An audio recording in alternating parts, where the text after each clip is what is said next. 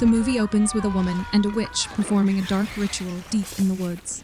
The witch pierces a centipede with a stick, lifts it up, and asks the woman, "So, you wish to summon a ghost, do you?" The scene then shifts to a week earlier, where a volleyball match is taking place at a school. Bassuba's team wins the game, but she doesn't seem pleased and tells one of her teammates not to go home yet, as she needs to talk to her. Later, in the bathroom, Bassuba is seen bullying a girl named Ya, saying she will make her drink this water if she don't get the money. Ya says she will have her dad transfer the money tonight, and Bassuba warns her to make sure she doesn't back out. The next day, Bassuba is drawing a grotesque, demonic face in her notebook. When Orn approaches and says Ya told her she's feeling sick, she adds that her father still hasn't transferred the money, which is why she's been avoiding them. Bassuba replies, "We're in the gym tonight. Make sure you bring her there." As Orn turns to leave, Bassuba grabs her by the hair and snarls, "But right now, I'll make you pay for your mistakes." But just then, their teacher enters the classroom and Bassuba releases her. Their teacher announces that they have a new student, and the girl introduces herself as Jintara, explaining that her mother got a job here and that she transferred from the Northern Sports School. One excited student asks if she's the volleyball captain, mentioning she saw her interview on TV, but the teacher tells her to take the empty seat next to Orn. Later, Orn tells Jin to keep a low profile now that she's joined their team. She's about to warn her about Bassuba when Hong, a girl from Jin's former high school, suddenly interrupts, and Jin is surprised to see her there. Hong takes a seat, but Bassuba tosses a bone onto their table. She tells them that she stepped in dog poop, and Jin notices that both Orn and Hong look terrified. Hong stands up and nervously says, "Take off your shoe, I will clean it." She then kneels to wipe Bassuba's shoe, while Bassuba looks at Jin, who stares back in shock at what she's witnessing. Later, at the volleyball court, Ya tells Bassuba she needs one more day, but Bassuba hurls a ball at her, knocking her down. She grabs another ball and orders Ya to stand up, and the moment she does, Bassuba hits her again. Still unsatisfied, Bassuba prepares to throw a third ball, but Jin quickly steps in, blocking it just in time. She challenges Bassuba to play, saying, "If I miss, I'll sit out, but if you lose, you will end it." The match begins between them, and Jin defeats Bassuba on the very first play. Enraged, Bassuba gets up and charges at her, but the coach steps in just in time to stop her. Frustrated, Bassuba storms off the court, and the coach follows her to try and calm her down. Later, while Jin is hanging out with her friends, Ya asks Hong if they know each other. Jin explains that they attended the same middle school, where they were constantly bullied by a girl. One day, however, she fought back, and after that, the girl left them alone. Orn says she wants to get revenge on Bassuba, pointing out that Bassuba is alone while they have strength in numbers. Jin asks why Bassuba seems so fearless, to which Ya explains that Bassuba is a year older than them and has always been cruel, but things got worse after she took a year off school following an abortion. When she returned, her behavior had become even more vicious. Jin asks, "What about the teachers?" And Hong replies that Bassuba is beautiful, smart, and the captain of the winning team, so the teachers all adore her. Jin accidentally spills chocolate on her skirt and says she's going to the bathroom. Next, we see Jin cleaning her skirt when she notices a boy standing behind her. She tells him she's finished, and he moves to wash his hands. Noticing her new uniform, he asks if she's new, and Jin nods, saying it's her first day. Just then, Orn interrupts them, and the boy finishes washing his hands and walks away. After he leaves, Orn warns Jin to keep her distance, saying, "That's Gun, Bassuba's boyfriend." Later, as they are heading for lunch, Bassuba approaches Jin, saying, "Let's talk, the roof is quiet."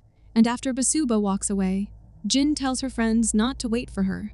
At the roof, Jin asks Bassuba what she wants, and she says her main issue is the coach, who has forbidden any more fighting, or she wouldn't go to college, showing no concern for who the real culprit is. She asks whether she still wants to fight, or if they should just leave it and move on. She then extends her hand toward her, and Jin recalls the moment she beat up that bully girl, and in a fit of rage, she had pushed her off the school roof, and thinking of all this, Jin takes her hand. Later, Jin clicks a picture of her thigh and sends it to Gun. She asks why he wants more, since she already sent him one, and he replies that he's developing a fetish because of her legs. Jin tells him to send a picture of his face first, and he sends it, asking where and when they should meet. The next day, Bassuba tells Jin that she has become a tutor now, so she doesn't need Ya's money. She says it's her first day, so maybe if Jin goes with her, it will be less scary. Jin asks about her friends, and Bassuba admits she doesn't know where they are. When Jin asks about her boyfriend, Bassuba says she found out he was talking to another girl.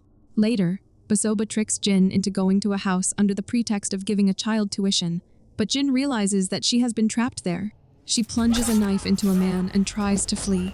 However, a man chases her, intent on capturing her.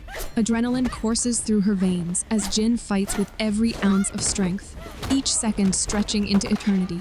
And finally, she manages to escape the place. The next day, she confronts Bassuba, asking, "So you want to play like this?"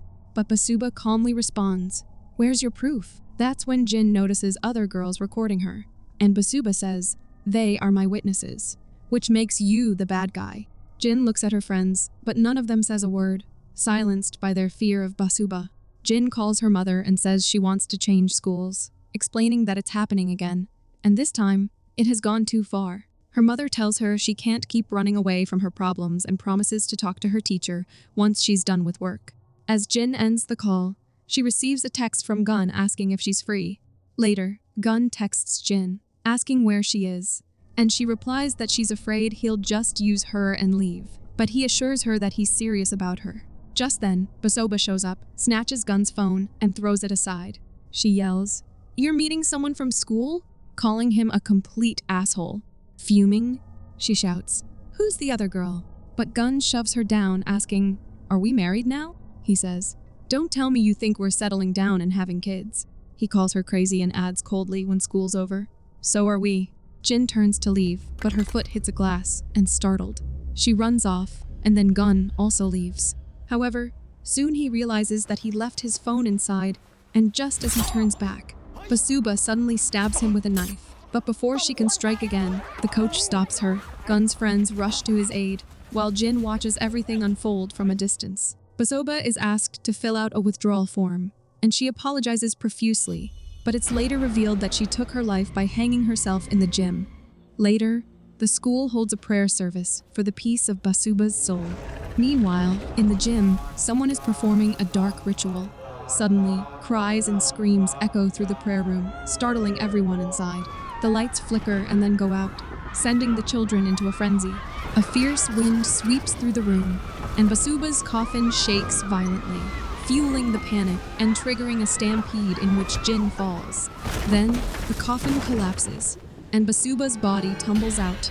Later, while everyone is asleep, a chair in the room begins to slide on its own, and Orn wakes with a start, horrified to see it happening. She turns to Jin and tries to wake her, but she's fast asleep. Suddenly, Bassuba appears above her, suspended as if by a noose, her body twisting violently in silent agony. Orn's heart sinks as she sees Bassuba's twisted, empty stare, and thick, dark liquid drips onto Orn's face. She screams in terror, but her friends wake up and try to calm her down. And when they ask if she was dreaming, Orn insists it wasn't a dream, because she saw Bassuba hanging right there. She then notices the chair back in its original place, and doubting herself, she thinks it was all in her head. Her friends settle back to sleep, but as Orn lies down, trying to sleep too, she finds herself pressed against a wall, while her friends sleep soundly. She calls out to Jin, but no one responds, and suddenly, a rope snakes around her neck. She gasps, choking as it pulls upward, but she jolts awake, back in her bed. The next morning, the coach asks the cleaning lady about the mess, and she replies that only a madman would dare touch it. The coach tells the team to clean it, but warns the lady that he'll be reporting this to the principal. After the coach leaves, Jin asks the lady about the objects, and she explains they're to summon spirits to kill anyone they hate, and if it's burned like this, it means the ghost is already here. She adds that during the first 2 days, it will torment them relentlessly, driving them to the brink, and on the third day, it won't stop until they're dead. Later, during practice, Ya suddenly sees Bassuba hanging from the ceiling of the court and freezes in horror. Bassuba's headless body crashes to the floor and begins moving toward her. Terrified, Ya staggers backward, and Bassuba's head rolls toward her, but she gets struck with the ball and falls to the ground, screaming in fear. Ya sees a rope coiling around Jin's neck, and panicking, she lunges at her, yelling for it to let go of her. but the other girls pull her back, and the coach asks what's wrong, and just as suddenly as it began, snaps out of it. Later, Orn recalls the lady saying the spirit would haunt them for 2 days, wondering if this is the first. And just then, the lady asks if it's happening right now, but Jin dismisses her, saying she was making it up, overreacting, and that they all just freaked out. Suddenly, the lady smiles, turns to the mirror, and leaps onto the slab, and she starts smashing her head against the mirror. Terrified, they watch helplessly as she stops after some time, takes blood from her forehead, and begins writing something on the glass. Their fear spikes when they see her message. All of them will die horribly. Jin's phone rings, the light flickers out, and they see that the lady has disappeared.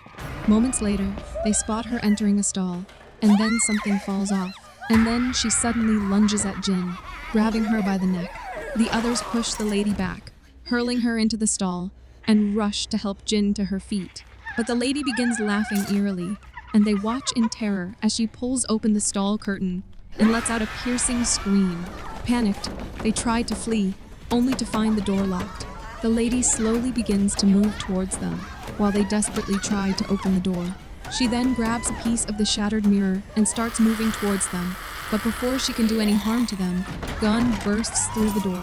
The lady snaps out of the possession, writhing, clutching her head, leaving the group shaken and gasping.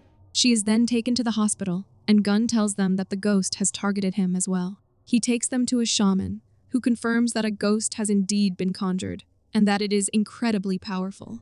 Jin asks if there is any way to fix it, and the shaman instructs his assistant to bring the sacred knife. The assistant hands it to him, and everyone watches as he takes it out from its cover. But suddenly, he stabs it into his own neck, making everyone jump in horror.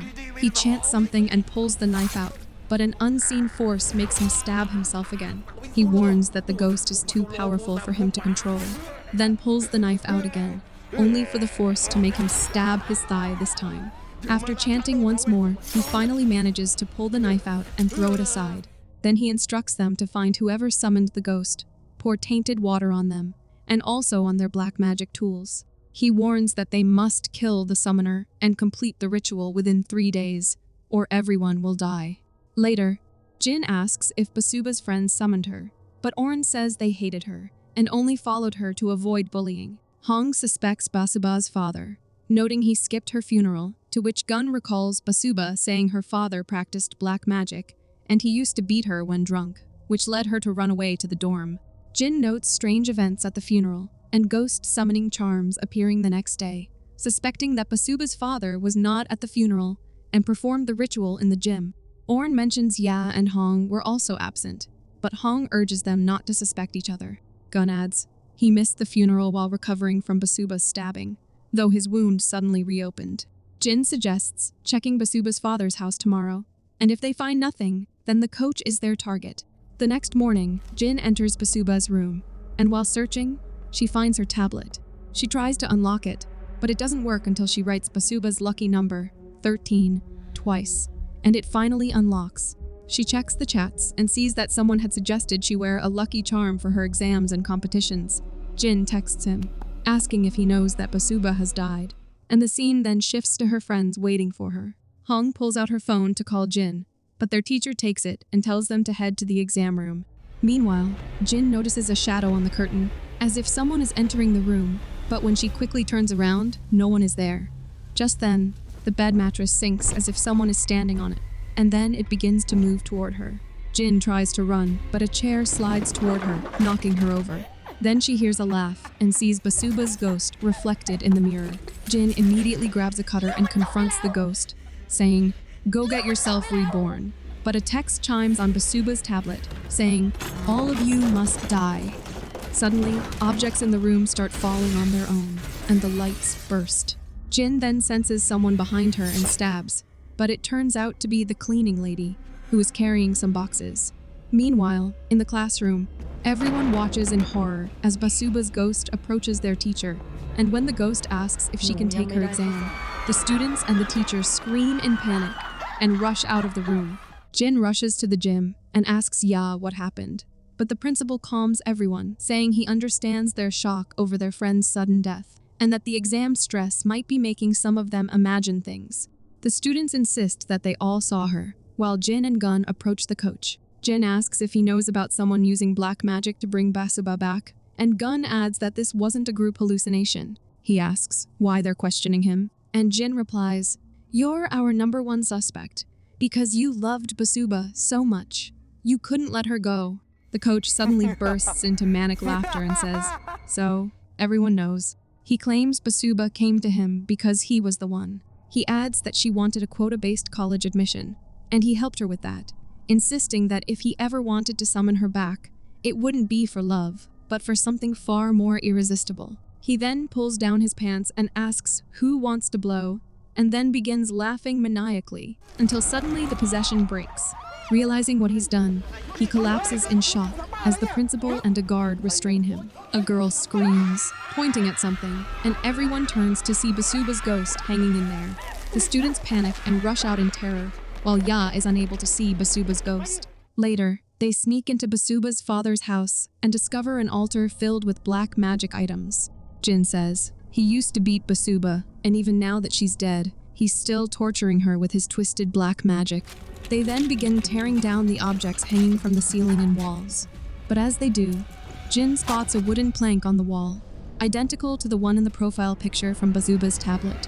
Just then, Bassuba's father comes downstairs in a rage and tries to attack them with a knife. Gun and Hong struggle to fight him off, but Jin throws the tainted water at him. He recoils, furious, and bolts away. They chase him upstairs, but before they can reach him, he climbs onto a window ledge, blocking their approach as he tries to escape. At that moment, Hong rushes in and says she's found a doll, and without hesitation, Jin pours the tainted water over it. Meanwhile, the roofing sheets cracks, causing Bassuba's father to fall onto the metal fencing, killing him instantly in a brutal, horrifying way. Jin and Gun take the doll to the shaman, and she asks, "Will this make everything all right?" The shaman calls his assistant over and whispers something in his ear, and the assistant tells them they've done a pretty good job and that he will take the doll. He then says he will perform the ritual to expel the spirit. They then visit a temple, praying that Bassuba and her father can now find forgiveness, that their grudges fade away, and their souls no longer seek revenge. As they walk toward their car, Gun checks his watch and, brimming with excitement, tells Jin it's past the 3rd day. That means they survived. As they are about to leave, Jin tells Gun that she lost her phone, realizing she must have left it when they were pouring water. She returns to the temple to retrieve it and finds it there. While returning to Gun, she asks the shopkeeper about some items he has on display, and he explains that one of them is an amulet used to ward off evil spirits and protect against ghosts, while others counter negative energy. She asks about another item, and he says it's made from wild boar hairs, the best protection against ghosts. Jin suddenly realizes that the items they destroyed in Bassuba's father's house weren't black magic tools, but protective charms. The shopkeeper offers to sell all of them to her for a special price, saying it will be 12, and that he's going to miss his bus. Jin checks her phone and is shocked to find that it isn't 12 yet. Meanwhile, at the hospital, the shaman is horrified to see Bassuba's ghost, standing directly on his chest. She says, for a lousy shaman like him, he is quite the liar. With her full weight pressing down, she crushes him, laughing mercilessly as he succumbs to death. Meanwhile, Gun receives a call from someone asking how Bassuba died, and startled, he immediately hangs up. Just then, someone gets into his car, but when he looks back, he sees no one there. The roof light then begins to dim, and suddenly, Bassuba's ghost emerges from the darkness. Gun tries to get out, but the car doors lock, and the ghost grabs his head, digging her fingers into his eyes. She then puts the car in gear, and it speeds forward uncontrollably. Gun struggles desperately to free himself as the car hurtles toward a wall, but just before impact, he manages to fasten his seatbelt, narrowly saving himself from a fatal crash. Jin rushes to him, asking, is he okay? But then a small explosion erupts in the car, and the fuel tank begins to leak. They both try to open the doors, but they're jammed. Desperate, Jin grabs a metal rod lying nearby and smashes the car window. She tries to pull him out through the opening, but suddenly, metal pipes fall from above, and Gun pushes Jin out of the way, saving her as she narrowly escapes. The car then starts moving in reverse, and Bassuba's ghost prevents Gun from getting out. Jin runs to save him, but his head strikes a column and is severed, leaving Jin in sheer terror. Jin looks up to see Bassuba's ghost standing atop the car, laughing at her. but in the next moment, it vanishes.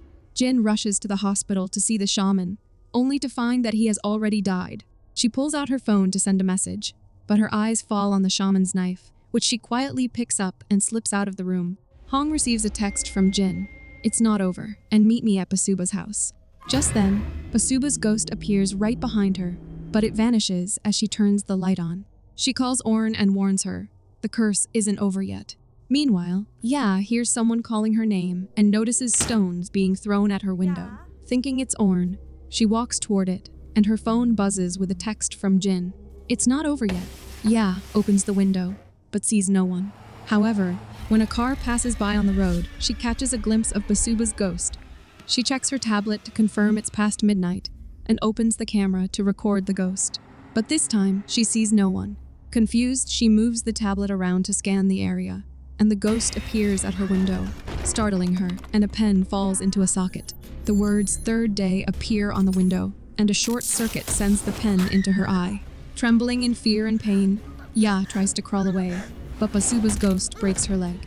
Desperate, she drags herself forward, unable to make a sound. She somehow reaches the door, but Bassuba grabs her hand.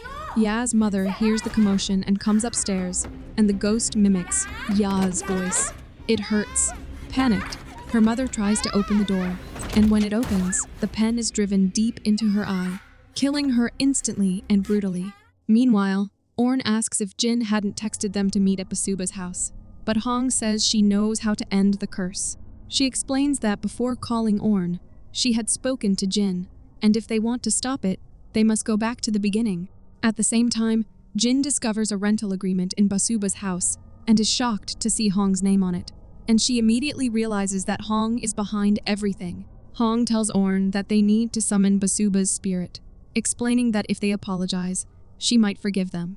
Orn suggests waiting for the others and texts Jin, letting her know that she and Hong are waiting at the gym. But just then, Jin's phone suddenly switches off. Hong tells Orn that everyone else is already dead, warning that if they do nothing, they are only waiting for their deaths. Orn says, "You told me you have never seen a ghost," to which Hong replies that's exactly why she needs her blood.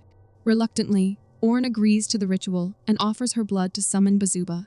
They call out to Bassuba, and Orn apologizes for killing her and insists they didn't mean it. Hong is shocked to know this, and in a flashback, it's revealed that Bassuba discovers Gun and Jin's affair, leading to a confrontation between her and Jin. Bassuba gives Jin one last chance to convince the teachers that it isn't her fault, and warns her to stay away from her boyfriend unless she wants to die. But Jin responds that you are going to die because your life is already a disaster. At this, Bassuba starts banging her head on the floor, but Gun intervenes and pulls her back. Furious and frustrated, Bassuba argues with Gun, who taunts her about the coach and her relationship. Enraged, she pulls out a cutter and lunges at Jin, intending to kill her, but Ya hits her with a ball, knocking her down. Gun and Orn grab her hands, and Jin insists she can't let Bassuba go after she tried to kill her. Bassuba begins to cry, pleading that she won't bother them anymore, and begging to be released. But as soon as they let go, she stands up and jumps at Jin again, attempting to strangle her, but they hurl her aside, and she hits her neck on a pole, collapsing to the floor, gasping for breath. Panicked, they watch in horror as she dies before their eyes. Jin says, Bassuba made their lives hell when alive, and now, in death, they cannot let her ruin their future. To cover it up, Jin dresses Ya in Bassuba's jersey and a wig, climbs the stairs so a camera can record, and then they hang her body in the gym to make it look like she committed suicide. Hong says it's no wonder Bassuba is so vengeful, but Orn says none of them meant for it to end up this way. Hong asks, arranging the body like a suicide, didn't they mean that either? And Orn says that was a mistake. Asking what they do now? Hong says, Bassuba probably knows now, so she will come out when she's ready. Orn asks, where did she learn how to summon a ghost? To which she removes her shirt, revealing bite marks on her body, and it's revealed that it was her with that witch at the beginning of the movie. Hong then begins laughing as she sees someone and says, finally, we meet. Orn turns and sees Bassuba's ghost behind her, and Hong suddenly wraps her shirt around her neck and begins strangling her, while Bassuba laughs, watching her die. Later, when Jin reaches the gym, she finds Orn's dead body hanging there. She asks Hong why she did this, and why she brought Bassuba back. to which Hong reveals that she loves her, accusing Jin of always playing the victim, even though she pushed someone off a building. Jin insists it was an accident, but Hong retorts, an accident you told no one about. Jin argues that she bullied Hong too, and when she died, no one was sad, but Hong snaps, saying that after she was gone, she felt so lonely she could die, and then she found Bassuba, but you've murdered another one I loved. Jin pulls out a knife and lunges at Hong, but Hong strikes first, stabbing her. It's then revealed that Bassuba's ghost is holding Jin's hand, but Jin catches the knife with her other hand and slits Hong's throat before she drives the knife into Bassuba, forcing her to vanish. She then crawls toward Hong and asks, "Where are the tools you used for the ritual?" But suddenly, a centipede begins crawling into Jin's stomach. Realizing what's happening, she frantically pulls the stick out, but Hong and Bassuba grab her hands. Bassuba then says she is going to take her body, and Jin screams in agony as the centipede burrows completely inside her, and the scene abruptly cuts to black. Next, Hong approaches Jin, who is now Bassuba in her body. She tells her that she has stepped in dog poop, and Hong kneels to clean her shoe, and the movie ends on this ironic note. If you're part of the 70% who haven't subscribed, please hit that button now, as it really helps the channel reach more horror fans like you, and keeps me motivated to bring more horror recaps for you.